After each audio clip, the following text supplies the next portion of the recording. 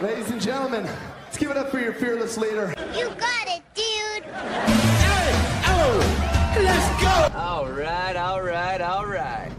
And here we go. Welcome back to the Here We Go podcast. That is the first time I've seen the new intro. That's actually pretty funny. Colin, how you doing today? I'm good, man. Good. So, buddy, I this is going to be a tough one for you. Breaking news, the massive blockbuster trade that happens on Monday morning. Your boy, Minka Fitzpatrick, gets sent with a 5th round pick in the 2026 draft to Miami. In return, the Pittsburgh Steelers bring him Jalen Ramsey and Jonnu Smith and a 7th round pick in the 2026 draft. First, let me get into this before we actually break down the actual trade itself. Do you think this is the biggest blockbuster trade that we've seen in Steelers history? I mean, trading for DK was huge. I mean, we've had 2 absolutely 3 because, well, Pickens I thought was kind of big too. You've had a few monster trades this year. This one was definitely way up there. I mean, the trade for Bettis from LA in the late 90s was pretty big. I think we traded for Ferrier. That was pretty big. Trading Antonio Brown away in 2019 was big. But I don't know, man. I don't know if there's much bigger than this year. I mean, this is from just a name value perspective, I would say, yeah, it's well up there. Yeah, I mean, between Jalen Ramsey and Minka Fitzpatrick, you've got multiple All-Pros between those 2 guys. Jonnu Smith, Pro Bowl guy last year. I mean, there's a lot of pedigree swapping back and forth here between the 2 teams. So it's almost kind of hard to argue. At first, I was like, nah, this isn't the biggest trade. You know, the Bettis trade seems at the time like it was this monster trade. And then you start thinking, you're like, maybe not. Like, this is a deal the Pittsburgh Steelers typically don't do. So what was your initial reaction? I know Minka was your boy. What was your initial reaction when you saw this trade? Well, I mean, my heart kind of sank a little bit, obviously. I would say it just felt like you're trading a 28-year-old who's top 5 at his position for a 31-year-old who had a pretty solid year last year, but is 31 and also more expensive. I guess it's at a more premium position, but it's like you already have your 2 starting corners anyway. So essentially you just created a huge hole at safety for a not necessity in another starting caliber corner. So I guess that was really it. The Jonnu Smith part I was pretty happy about. I mean,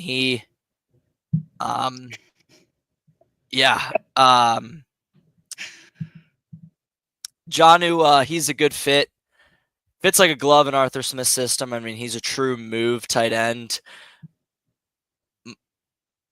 I don't know what this does to Muth. We're going to get into that. Speaking of the wall of death, Zachary, you better watch your mouth, boy. Your boy's all the way over there, so you better watch your mouth, son. But yeah, I don't know what this does for Muth. Those were kind of my initial reactions. I was obviously super pissed off. I kind of went into work and like didn't really say much for like 4 hours. Like, you know. It was weird. I brought up a couple different times where I felt like I actually didn't think it was going to be this soon, that Minka could be a trade piece next year because of the contract. I wasn't prepared for it to happen yet. That's all. I can't say I was ready for it this year. I mean, I honestly look. I mean, it's hard to watch a guy who is a leader in your defense leave. A guy who was a leader on the entire team leave this organization. And Minka, honestly, he's carried himself in such a way that, like, the dude is a true professional. He comes to work every day. Like, of guys that may skip the mini camps and OTA type stuff, like, he's there. I mean, he's there and he's working. And it's, you know, that's a guy that I don't think they wanted to get rid of him. Jerry Dulac was reporting that the team wasn't like actively shopping him. It felt more like, in order to get this type of a deal done, Miami needed Minka Fitzpatrick in the package. And so I'm sure it wasn't exactly maybe necessarily what Tomlin and Omar Khan and company wanted to do. But if you wanted to bring in a guy like Jalen Ramsey and you wanted a guy like Jonnu Smith added to this team, obviously Miami was looking for a piece in return, and it just happened to be Minka Fitzpatrick's that piece. So before we really start diving into like who won the trade and everything, like, do you buy into any of the talk about Minka Fitzpatrick losing a step? Do you blame the system and the way that he was utilized? Because I mean, I think that's a big piece of the argument of where everybody is like losing sight of things. So talk about how you saw Minka before we jump into the trade stuff. I mean, is it just a pure system thing? Like, I mean, I think it really sucks to be a safety on a team with dog shit corners. I think when you get no pressure up front, it sucks to be a safety. Anybody can read the box score and see, hey, doesn't have as many picks, but it's such a bullshit casual fucking argument. I think he did things that the stats don't show. I think as a tackler, you're looking at the best tackling safety in the sport. I think as a total coverage guy, nobody goes deep on Pittsburgh for one reason, and that was 39. I think when you and I are playing starting corner for the Pittsburgh Steelers, I mean, Porter fucking sucks. Dante Jackson fucking sucks. Levi Wallace fucking sucks. Terrell Austin fucking sucks. TJ Watt dies after week 14 every year. The interior sucks. Highsmith's always hurt. I think it makes your job really tough as center field safety. So I think he got fucked a little bit, a lot. I think it's very disheartening the way the fan base and overall just everybody around the organization just treated Minka the last few years. I think it wasn't him, so wasn't him. Yeah, I have been a pretty like stand on my ground on this Minka argument for a while now. Like I've said for a while that the way the team utilizes him and the way they deploy him is not really his skill set. I mean, they're really just asking him to play center field and just stop people from scoring touchdowns. They're not allowing him to be the playmaker. And so, like, I think a lot of people, when this trade came through, because I saw this, and I'm sure you saw this on your feed quite a bit too, on X, all I kept seeing is, oh, now we know who was the guy miscommunicating. Now we know who's the guy who wasn't communicating right, and this and that. And I'm like, you guys are making the wrong argument. I felt like, personally, and you can tell me if you feel like you agree with this or disagree with this, I felt like, yeah, sure, there was times Minka was out of position, and it's because he was overcompensating for other people not doing their job.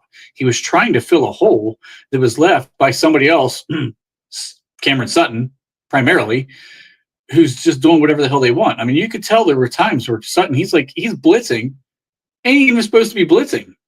And so, yeah, sure, Minka Fitzpatrick's coming up to fill the void, and then maybe we get something over the top against us, or maybe he doesn't get underneath fast enough.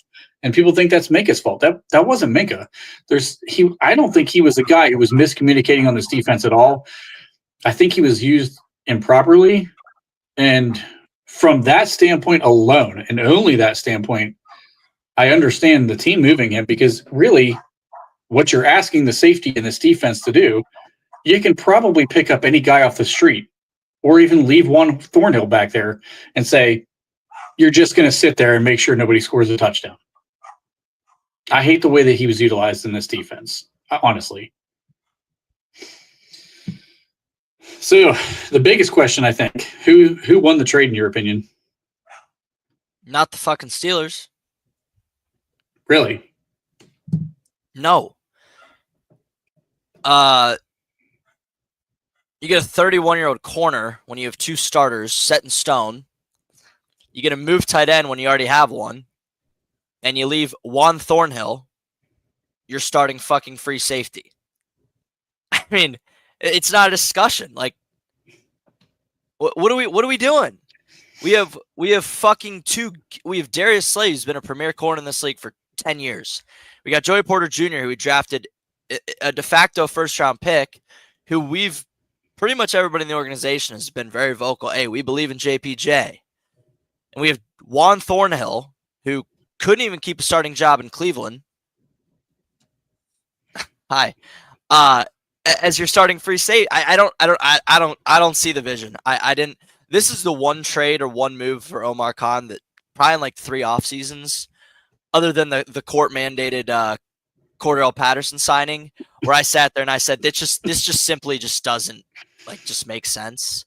Now it's definitely Minka bias. Like I'm pretty fired up about it, but you just created such a huge hole. And it's like we've seen with Minka over and over again how much the free safety has to overcompensate for the other guys. Now, from a roster personnel perspective, yeah, this is the best group we've had in a long time. But by long time, I mean 2019. And who was the absolute catalyst of that defense? 39. Oh, wait, where's he at? He's sitting there in Miami having sex with models. And Juan Thornhill is in long sleeves in Pittsburgh right now. Like, what are we doing? I don't see it. I don't see the vision at all. Okay, so I'm going to disagree with you for one standpoint. So, like, I get the whole we've created a hole at safety. I think Jalen Ramsey is going to play some safety, not probably full time, right? But in base, I could see him being the starting safety in base. So when we're in our actual traditional 3-4, I could definitely see him playing in that traditional, safety spot. I agree with this too. He's played 137 free safety snaps in 9 seasons, if anyone was curious. Yes. Which, let's be honest, the majority of that is coming later in his career, not earlier in his career.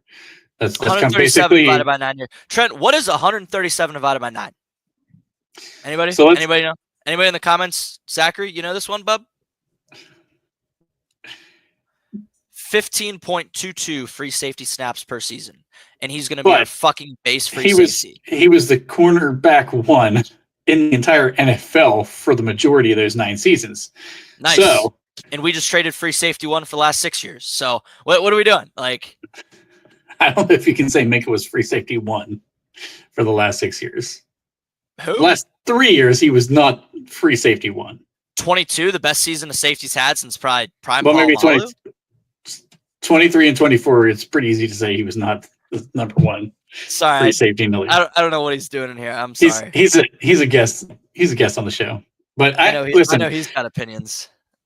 Adding Jalen Ramsey to the mix, when you get out of base, he can play in the nickel. He can play the dime. He can play safety. You don't want him as your full-time safety. I'm not suggesting to make him. This is not a 1-for-1 trade. Like Minka and Jalen Ramsey are not a 1-for-1 trade. It's going to be billed that way by a lot of the fan base, but that's not the reality because Jalen's not going to play full-time safety, and Minka's not going to play corner. I mean, he may move in the box. We've seen him do that in Pittsburgh, but he's not going to be a full-time corner by any stretch of the imagination. So I think the thing is,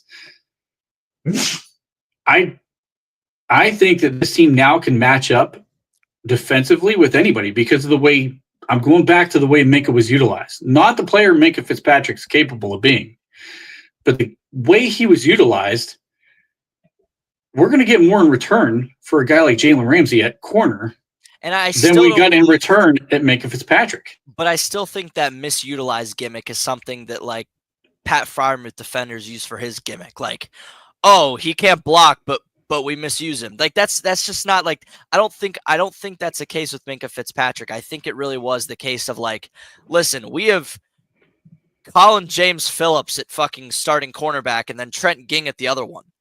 And what are we doing? And then, we got Patrick Queen who can't tackle, can't cover. We got Peyton Wilson who actually great, by the way. 2023. I mean, we have Miles Jack, what was that 38 guy? Michael Walker. And we're getting no pressure up front because Larry Ogunjobi's a lard of shit. Keanu Benton can't finish plays. Cam Hayward was hurt all 23. And TJ's a ghost. Let's all be perfectly clear when we say TJ's a fucking ghost, okay? So you had like, what, 10.5 sacks last year? I think PFF was nice enough to give him 12. But our pressures are ghosts. This is our first year in a long time with actual good inside linebackers. Our slot corner's been Charlie right here, the dog you've seen. And then you and I have been the starting corners. It's not a misusage factor. It's the fact that he's playing with retards. Like that's all I think it is. And that's all I've thought it was for, I mean, even in 2022, Trent, like, what the hell is Levi Wallace doing out on a football field as a starter in this league? You know, we got rid of Steven Nelson. For what? Minka's best years came with Steven Nelson. Like, Joe Hayden retired. Mike Hilton we let go for a bag of chips and a penis. I will never see the vision of the way that these rosters. Now, this year's roster is completely different. By the way, I'm talking about Minka's career in Pittsburgh. So 19 to 24, the rosters that guy had on his team are just laughable. So I guess personally, I'd put to bed the misusage factor. I think he's a center fielder, and that's what we tried to do last year. Like you said, Trent, you said it perfectly. He overcompensated for a lot of fucking terrible football players. A lot of really bad football players. So then if it's not misusage, then how do you explain away the last 2 years? Is one takeaway in 2 years? Because a safety can't really do their job at an effective level without certain other positions around him doing their job. Now, 2023, I kind of gave Minka a pass. He was hurt a lot. He only ended up missing like 5 games, but was kind of hurt a lot. And for a safety, more often than not, to be, very successful in a certain scenario, look at Kyle Hamilton. He's always had pretty solid group of corners around him. Antoine Winfield Jr., Jamel Dean and Carlton Davis, that's pretty good damn starting corner group. Zion McCollum this past year, pretty damn good. Derwin James has always had a pretty solid set of corners.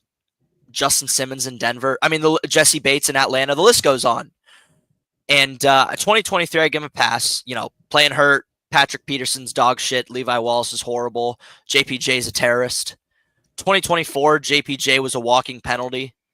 Corey Trice is horrible.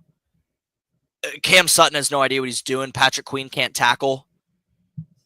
So, I don't know. Maybe that's my explanation. I think a lot of it's hard to be a safety when there's nobody around you. You got TJ, Highsmith, Cam, Minka, right? Like, yeah, I think it's hard to make that argument when in 2022 he didn't have a better supporting cast in 2022 than what he had in 2024. I mean, they were equally as just a bad group of people, bad players that are like,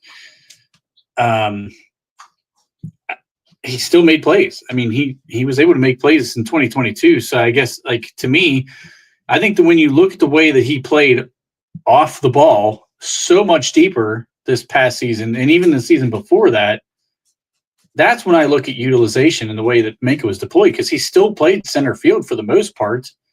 He just was 10 yards further back than where he was in 22 and seasons prior to that, 19, 20, 21, 20, like he's closer to the ball.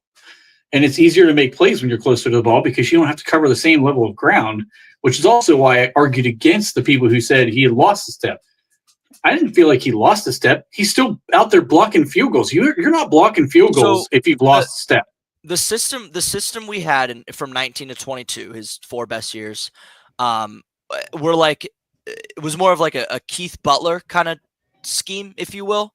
That was a Keith Butler scheme. That was like a Keith Butler scheme, like the pressure packages, et cetera, all that, the way the corners played, everything like that. That was a Keith Butler package. And those years, like that scheme fit him like a glove.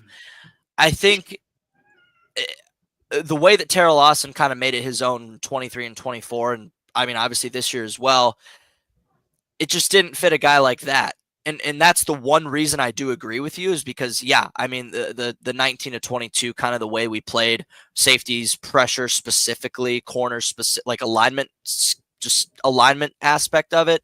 Sure, Mhm. it fit him like a glove. But the fact of the matter is that it worked, and Terrell Austin just decided to make it his own. And then 23, you look at that defense, and everyone gave Terrell Austin the benefit of, oh yeah, we had Miles Jack and Michael Walker playing defensive or playing linebacker. Well, that wasn't the case. It's just his scheme sucks, and that's why I Right. was really frustrated with the way he got extended, or got a new 1-year deal, 2-year deal, whatever it might have been. I don't know. That's kind of my only really take on it. I think that 19 to 22 scheme fit him perfectly, and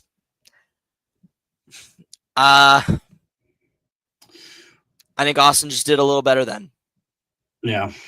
I think for me, okay, so whether you think Minka's And a slightly better, whether you think Minka's a slightly better player than Jalen Ramsey, or if you're on the other side of the coin thinking Ramsey's a slightly better player than Minka, to me, the Jonnu Smith part of this package is what really sells the deal for me, and Pittsburgh won the trade.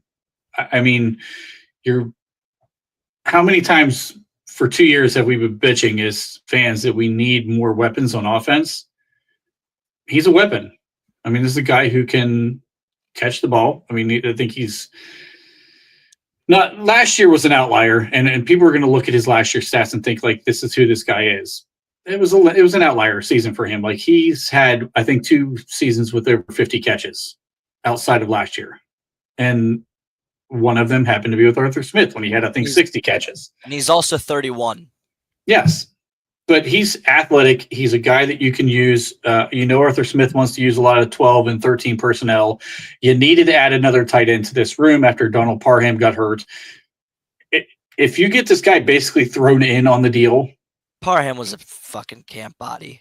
I know. But I mean, like, he was probably, he was going to make the team between him and Connor Hayward. You could make an argument that could have been him. Nepo Baby's going to make that team. He probably will. But he won't this year. Yeah, there's a good chance he can't. He may not.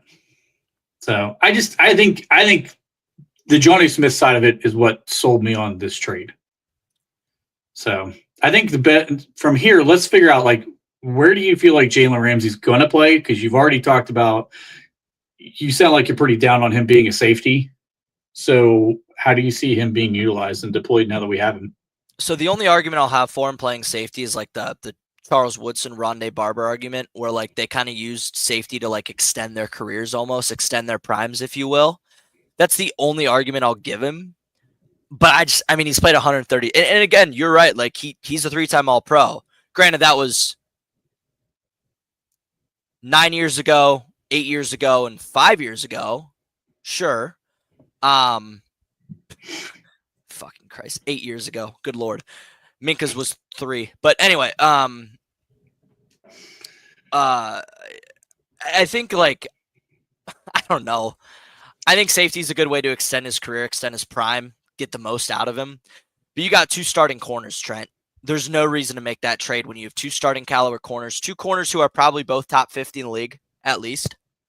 I mean, Darius Slay's probably like top 12, and Porter's probably in that like 38 to 44 range, right? Yeah, something like that. And now you're got like a bottom 4 starting safety in like the CFL, UFL, and NFL. But like, I guess safety, corner, they're gonna put him everywhere. They're gonna mix him around. He's a defensive back, straight up. He's who we kind of expected Minka to be after the Butler system flushed itself out. Yeah. Just an all-around DB, can do it all. I'm excited for him. Don't get me wrong. I love the way he plays. I like that he just goes out and fucking hits people. I think he's a great coverage guy. He's a good zone player. He's a ball hawk, clearly. I don't think he's had a season in his career with less than 2 or 3 turnovers, which is crazy. I mean, both gold jacket players, right? We're talking about 2 gold jacket players anyway, but yeah, I'm excited to see Ramsey, and I think he'll go everywhere. And I guess, to replace Minka, probably a mixture of Ramsey and Thornhill. Yeah, I think, look, I look at teams like the Bengals who are going to throw the ball. They're always in 11 personnel, and upgrading position and getting a player like this, I think, makes sense. And in the league that we're in right now, and it's not like he's a small guy. So if he's playing in the nickel, he's a big big nickel. He can help in run support. I mean, he's a physical player who really could fit our scheme and our defense. Now, I don't know that we've really seen Jalen blitz very much in his time in the NFL because he's primarily been a cover corner guy. But at the same time, I don't know where that other comment went. Sorry, I was going to post it up here.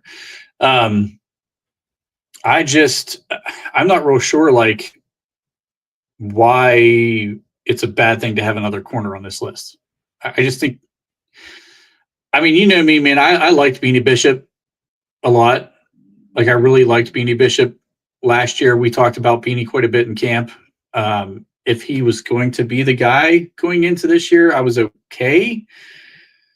I agree with his position too. But Jalen Ramsey has 31 pressures, 12 last year and 8 the year before. So he's coming more than I thought he was coming then last year. Yeah. So he really, honestly, he could fit that role pretty well, especially in the way we like to run our defense. I mean, from an alignment perspective, he had 33 snaps on the defensive line, 1 at free safety last year. He's 127 career defensive line. I mean, Christ, let's just put him at edge rusher. 209-pound edge rusher. Yeah, let's do it. Yeah. I don't think it's the worst thing to have another corner on this list because, number one, think about another side of this coin here. Darius Slay's not young. If he gets hurt, it's Corey Trice, who is another guy who very easily could get hurt. We've already seen him miss a lot of time as is. Jalen Ramsey automatically slides outside as a starting cornerback if something like that were to happen. So I don't hate the move. I'd be honest with you. I really don't hate the move. I hate seeing Minkah Fitzpatrick leave. I really do. I liked Minkah a lot. I've always defended him. But I think Ramsey is going to play a lot in the nickel. He's going to play in dime package, and he probably plays safety in the base. That's kind of how I see this thing working out. And then as far as like who's going to replace Minkah when we're out of base, right now, it's got to be Thornhill, right? I mean, he's the only guy on the roster left. And okay, so Smitty, I think I know where Smitty's going with this here. So there are a couple of guys outside the organization right now that are free agents. Blackman, I swear to God, now. It better be Blackman. It better be Blackman, dude. It just has to be Blackman. It has to be. I'm so done with the 35-year-olds, dude. Yeah. Simmons is 32. I'm cool with that, bro. Like, I want it to be Blackman. I like Blackman. I think Blackman and Elliott together would be fun. Yeah. I think that would I was going to ask you who you think's the better of the two right now, because Simmons has the name recognition. Blackman doesn't have that same name recognition, but in the age difference, I mean, Blackman's 26 years old. Blackman. Yeah, I'm with you. And I've heard Smitty talking about this a couple different times. He's a big Blackman guy too. So I wanted him last year. We both talked about him last year, actually. Yeah. And then we got Sean Elliott, and we were like, shit, that works. Yeah, that was sold, done deal. Yeah, I just think that move makes too much sense not to go get a kid that's 26 years old. You get a guy who's a little bit younger into this offense, and Blackman's been a really good player in the NFL. It's like you start to question, like, why is he even available? But at the same time, he's going to be a really cheap replacement for Minkah Fitzpatrick, and in the way that we're asking Minkah to play the last couple seasons, like, Blackman can do what he was doing for the most part. Okay, everyone might not be stunned. I'm guessing that is what Smitty was talking about. So I agree with you, dude. I think Blackman's the clear-cut choice to go get right now to replace Minkah Fitzpatrick. I wouldn't even hesitate. I'd be on the phone right now. I mean, Adam, I'll be honest with you. I felt like it was that way with Minkah Fitzpatrick. I mean, it just felt like that's all they were asking him to do. They were not letting him play to his potential, and that was always my argument. Is it was not Minkah's fault. Like, this is what they're asking him to do: is just do not let them score and get over the top. that's all you need at safety, in my opinion, now. So, I mean, Smitty, if you've got some breaking news, I'll send you the link. You can jump right in here. I'll get you in right quick. I got X pulled up right now, refreshing Aaron Mirov. So I wouldn't think so. 3 years, 24 million. What did he play for last year? He was Indy. not who. What was his contract? Do you have? It was like 1 year, $4 million. That's what I thought. I thought it was low.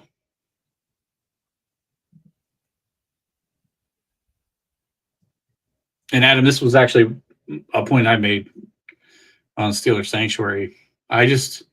Bob, I think actually brought it up first. But yeah, I think the money doesn't make sense if you're not asking your safety to do more than what they were asking Minka to do.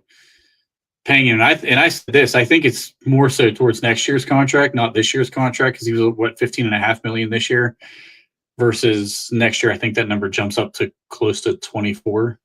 So I felt like it was a move kind of preemptive for next year. Are you still trying to check that, Colin? No, I'm Johnny Smith's next on the agenda, so I'm looking at his PFF shit. All right, so let's dive into the other half of this trade here. So obviously Jonnu Smith comes over.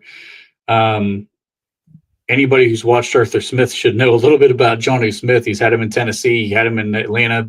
A couple of his best years outside of last year came with playing with Arthur Smith both times. So how do you see Jonnu's fit into this offense? Well, I mean, he's definitely a pass catcher. I mean, I'm looking through his entire career. It's his run blocking versus pass snaps. He's just not a very good blocker. He's about on par with Muth, but the difference is he's a better route runner and a better after the catch receiver, straight up. Muth is just a big body who catches anything and everything his way, but I liked it. I think Jonnu Smith serves as a real, like, legitimate move tight end and go in the slot. I mean, how much are you really going to put Muth in the slot, right? I mean, you can, sure, he's definitely capable, but from an athletic standpoint, Jonnu Smith is cinema. He had a great year last year. Obviously, we're not running anything close to Mike McDaniel, but I think we're going to see a lot of 12 personnel with Aaron Rodgers, and I think Aaron Rodgers is going to love these two guys together. Yes. I'll say this too, like, there's a lot of people that say they don't see the fit with Jonnu Smith because he and Freiermuth are so similar, and sure, there are some similarities. It's a casual take because they play so much multiple tight end formations. Exactly. We play a lot of 12. We play a lot of 13 personnel. And Jonnu Smith, and he is so athletic. I mean, he's very athletic for a tight end. And a lot of people forget Muth is 255, I think 255 pounds. Jonnu Smith's like 230. He's very slender. Yeah, Smith's like 6'3", 240, and Muth's like 6'6", 260. Like we're not talking about the same guy. Like they're not the same player at all. And Muth is a guy who you're going to want to, especially with Aaron Rodgers now. I think you're going to want to work the middle of the field more with Aaron as your quarterback. Utilize Muth, I think Muth's very underrated at finding zones and sitting in zones, similar to what Heath Miller used to do for us a lot. Jonnu Smith is a matchup nightmare. And I think, like, people are like just trying to box the two of them into this same category, and they're not. As a matter of fact, if you still have PFF pulled up there, pull Jonnu Smith back up. That dude played outside, like as the Z, multiple times last year. And I forget, somebody pulled up the stats the other day, and I think it was like I just lineman pulled up. Yep. How many times did he play outside? Let me find it again. Because it was more than like 3 or 4 snaps. It wasn't like it was like one-off scenarios. But he definitely played up. Keep going. I'll find it. Yeah. Yes. Okay. Yep. So pass snaps, 232 from the slot, 120 wide, 134 in line. So From a tight end, 134. Wide, 23.8% out wide, 46% in the slot, 26.5% in line. So he played pretty much just as much on the outside as he did on the line. Like, crazy, right? So, like, does that sound like Pat Fryermuth to anybody in the chat? Because I don't think that sounds anything like Pat Fryermuth at all. ESPN open score. I like it. Hey, if it fits the agenda, ESPN stats are always good. Yeah. So do you think that we're going to see packages with Muth and Johnny Smith in together? Well, no fucking shit. You better, right? Yeah. I've seen people that say like they're unplayable together because they're both like they're not great blocking tight ends, we'll say. Dude, David, give it a rest, bro. We do not need a wide receiver 2 in Arthur Smith's system.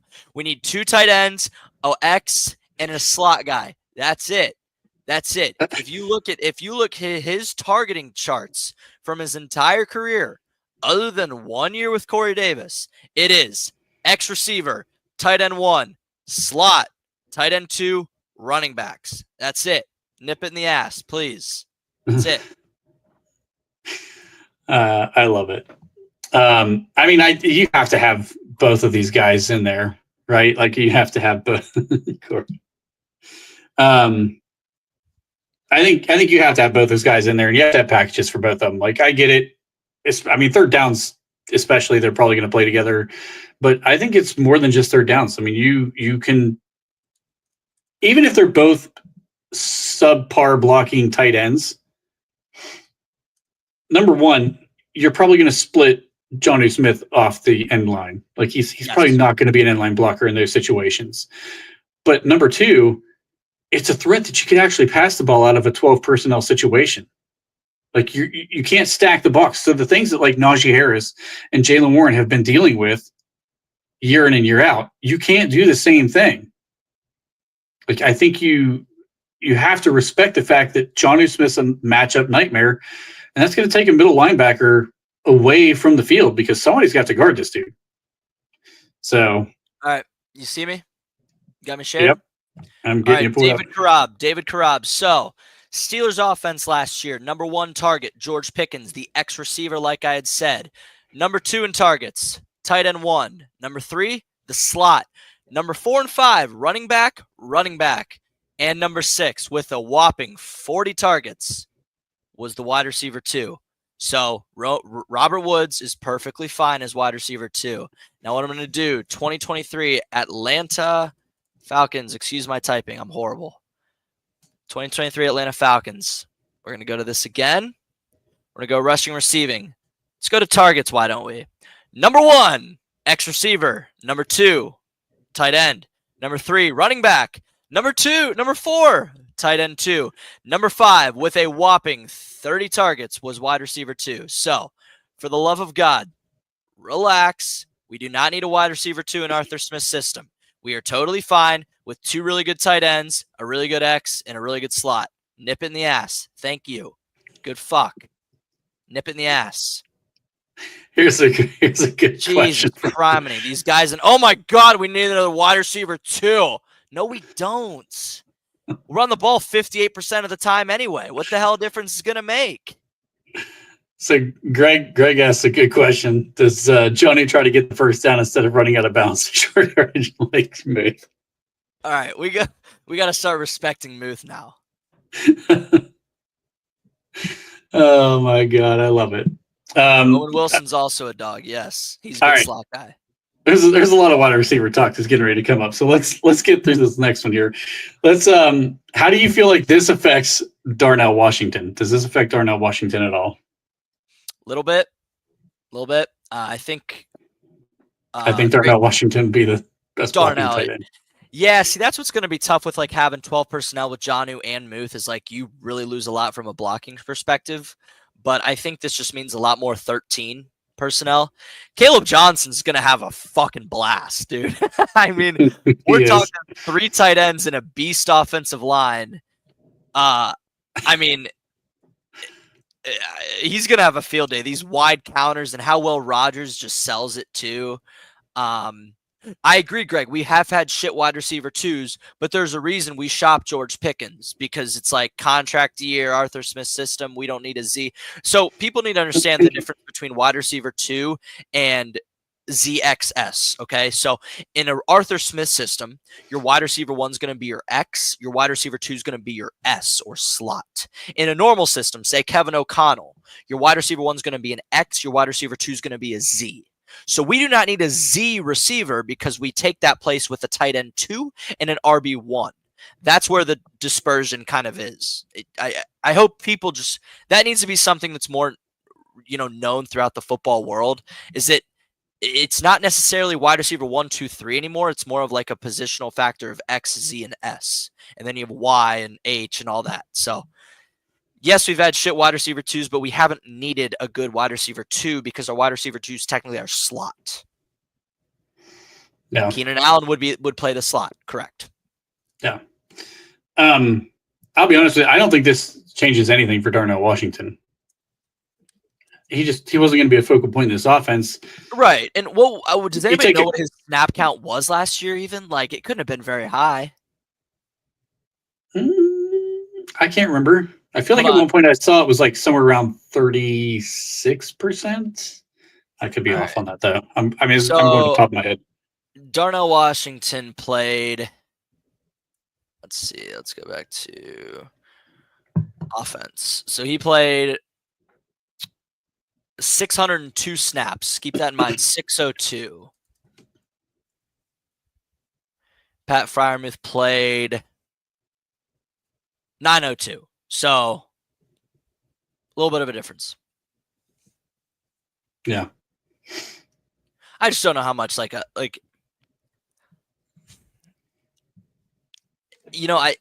liked the Darnell pick when it happened, but you have to sit there and understand like a unicorn like that is never going to end up being like a true focal point in an offense. Like he can't really move and he's 6'8", 270. Like he might be working his way back to 270. I don't know. Right. And he's like 290. Yeah, he's in that weird, like, I want to be a tight end, but I should be an offensive lineman. Pretty much. So in your mind, you see a lot more 13 personnel. So in your mind, would you say the Jonnu Smith signing could eliminate the need for a Z receiver? We didn't need one in the first place, but yes. Dude, you cannot go into the season with Robert Woods as the Z. We went into last season with Van Jefferson, and guess what? That's what I'm saying. And we went 10-7, and now we got Roman Wilson healthy. So Roman Wilson and Calvin Austin can have their little 5'11" battle. You know what I'm saying? We went into last season with Van Jefferson. It could not get worse. I think Robert Woods is right on par. I'll be honest with you. I think he's right on par with Van Jefferson. Like it's Allen Robinson, Van Jefferson, and now Robert Woods. They're the same guy. Allen Robinson's was a Matt Canada offense. Relax. Yeah, they're all the same guy. They're old as shit and they can't move. But nonetheless, okay, dude. He said I don't know how to even pronounce it, but Korab. Okay, Korab. My bad, dude. David Korab. Listen, my friend, you got to understand. Let's go roster perspective. This year to last year. Trent, give me numbers 24 or 25 from a roster perspective. Quarterback. What do you mean, a 24 or 25? The year. What's better? Quarterback. Oh, this year, 25. It's Aaron Rodgers. Running back. It's hard to say because we haven't seen him yet, but I think it's 25. Offensive line. Definitely 25. Tight end 1, same. Tight end 2. Yeah. Definitely 25. X receiver. I'm definitely going 25. Slot receiver. I hope they continue to make a jump. So you're going to say that's going to be better. 25. So yeah. What the fuck are we talking about? Because I know you like that shit because I'm a demon. But, I mean, that's like 9 positions on the offense that are immediate upgrades from last year. So it's hard to sit there and make the argument because it's like, okay, yeah, we had Justin Fields, Najee Harris, Van Jefferson, Calvin Austin, and George Pickens. Like, no shit, we had a terrible offense. Like, and Dan Moore Jr. Like, what are we doing? Like, I just think that, it's just such, from a roster perspective, it's just such an upgrade this year over last year that it's hard to quantify. Oh yeah, Robert Woods is so much worse than Van Jefferson or vice versa because every other position around it is so much better. That's just kind of my opinion on it. Yeah. I know. I think so Smitty mentioned earlier Gabe Davis. No. You don't want Gabe Davis at all to add over Robert Woods. I don't want the price tag. What's his price tag going to be? I mean, the dude's failed 2 physicals at this point. He's failed 2 physicals, but 3 years ago he signed $100 million deal. So you tell me. I ain't going by his price from 3 years ago. He's failed 2 physicals. How many people are knocking on his door right now? All right. I'm gonna do this. I'd be shocked if Gabe Davis pulls more than 10 million. You got me? That's what I'm looking up right now. I would be shocked if he pulls more than 10 million. I don't think it'd even be 10 million for a guy who's failed 2 physicals. I bet you could pull him for 8. Hold on, I gotta go back to this. Oh, come on, Colin. Yeah, it's my bad, dude. Shit, there he is. The millions of people watching around the world are disappointed right now. I know. Sorry, fellas. That's on me. I haven't used Spot Track since like the season. I apologize. Available. All right, Gabe Davis. Oh, he doesn't have a market value. That little fucker. That's because that son of a bitch doesn't exist, Colin. The fucking market doesn't exist. His previous AAV was 13 a year. He's only 26. Wow. Dude, I'm telling you, I think you could pull this guy for $8 million after failing 2 physicals and he got cut. No one's knocking on his door. Who decided to give him $39 million? Yeah, I mean, but I know Mr. Korb over there even said, like, Keenan Allen, man, is market value. Are you going to pay $11 million for Keenan Allen at 34 years old? Are you going to pay are you going to pay 18, 19 for Amari Cooper at 31? I mean, you're not going to sign fucking Nelson Aguilar. Well, actually, DJ Chark wouldn't be terrible. I think Tyler Boyd would be a good Z in an Arthur Smith offense, but he's 31. I memean, Chris Conley's 33. Crowder's a slot. Brandon Powell. I'm out on Tyler Boyd. Brandon Powell's 5 foot. Brandon Powell's 5'8". So yeah, I mean, it's hard. Like, I don't know, it's hard. So. I would. I read about what? I think he's talking about getting Gabe Davis for $8 million. Yeah, I mean, if we can get him for $8 million, go for it, dude. Because that still leaves us 32 to play with. Yeah, but you're gonna have to use up on TJ Watt. Yeah. All right. So let me ask you this: after the trade, do you feel like we're a better team right now than we were prior to the trade? I know it's gonna be a tough pill to swallow. You got your boy in the background there. Fuck this wall. It's all coming down. It's all. You might have to take the fucking TJ Watt jersey down before that thing fucking falls apart, Colin. Okay, you're train wrecking our team right now. Look, that jersey might have to go at least until we get the deal done. Get the deal done, then you put it back up on the wall. Dude, I'm with you, man. They all got to go in the rafters. Yeah. I think it's hard to argue that we're not a better team right now, and I get it. Like, next subject, please. The Minka Fitzpatrick thing's tough, but if they do the right thing,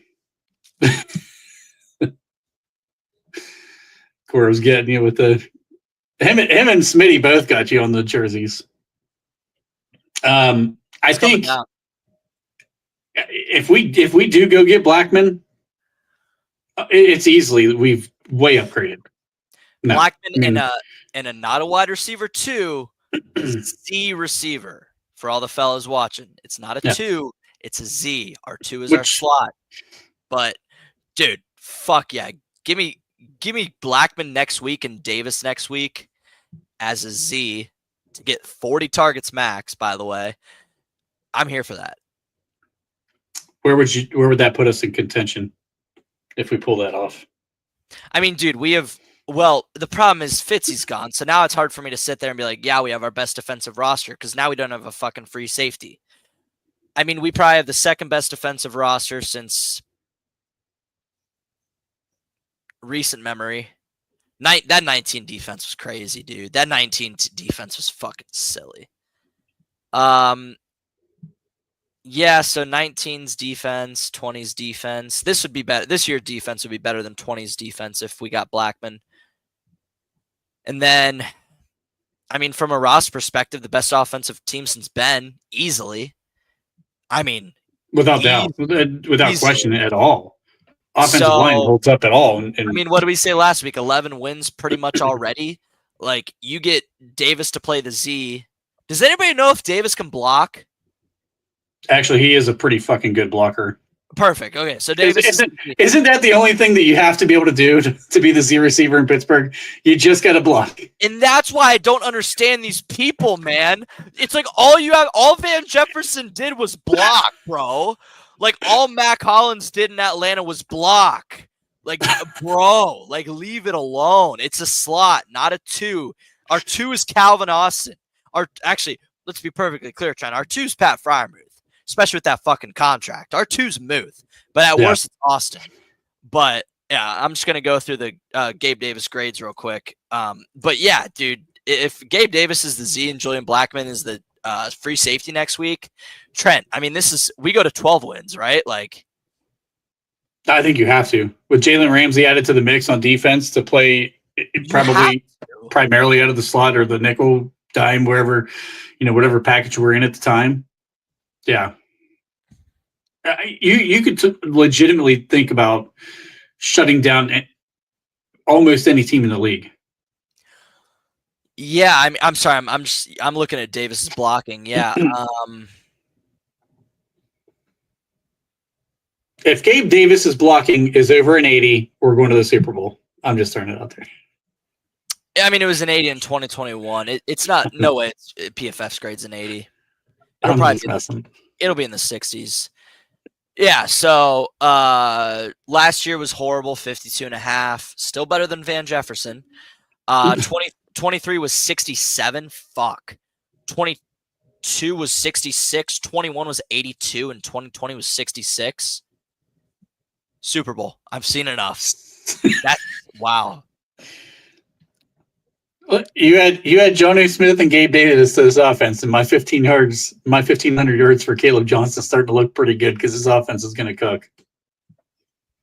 I'm still sticking. I saw that, David. I did see that as well, and it kind of made me mad. But yeah, I mean, dude, seriously, I'm still sticking with 1,100 and I think what would I say 1,109, 1,108. Something like that, yeah. I'm still going to stick with that for the minute because, again, Trent, we remember it has to be the tackles. It's all about the tackles still. But, yeah, I mean, if we're talking next week with Gabe Davis and Julian Blackman on our team.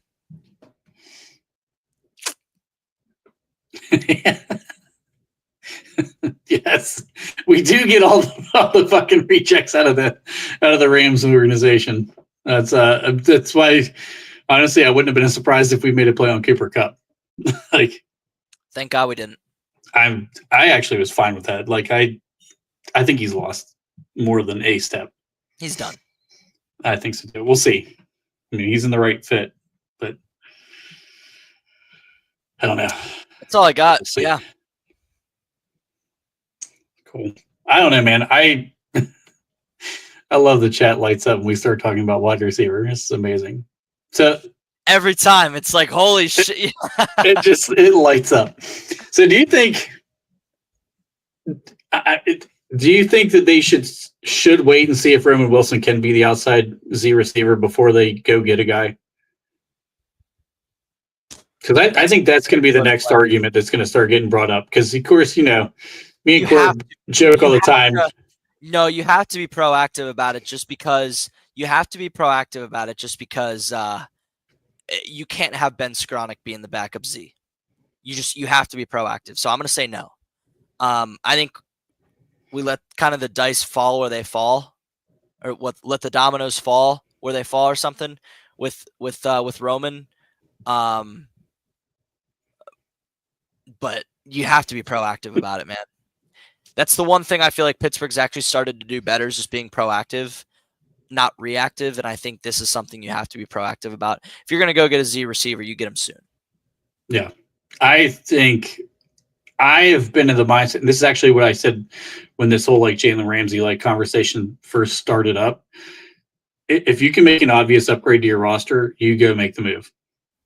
Doesn't matter whose feeling gets hurt. Like, I don't care. Like, honestly, this is not Careful. what I think is going to happen, but this is how my personal feelings are.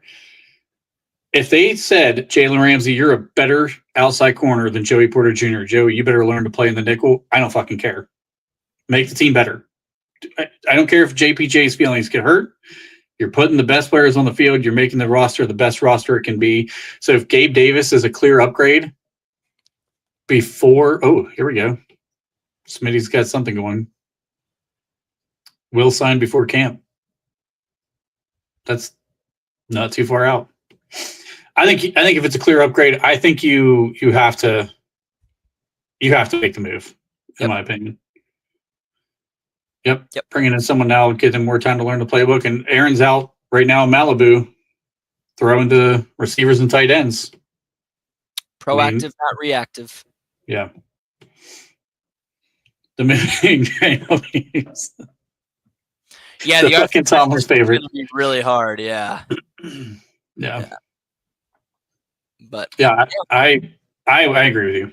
I'm glad you have that take, because I think there's a lot of people in the fan base that they like their homegrown, home drafted guys, and everybody gets excited for the football in shorts and a t-shirt thing. Now it's not the sport now. You see it with Philly. You see it with Yeah. the best teams. The best teams sign the best free agents. Yep, It's no longer a hey, just build through the draft anymore. I agree. The best teams have signed the best free agents. All right, Smitty, go ahead. Let's hear it. Cora wants to know if you got something cooking, or if you're guessing on this one.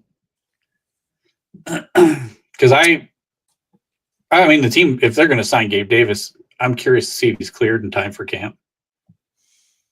Because has he passed the physical yet? I mean, has anybody even given him a physical since he failed the last time? Because I don't think, to my knowledge, he's not been anywhere. I mean, the only thing sparking most of this is just that, who was it? Was it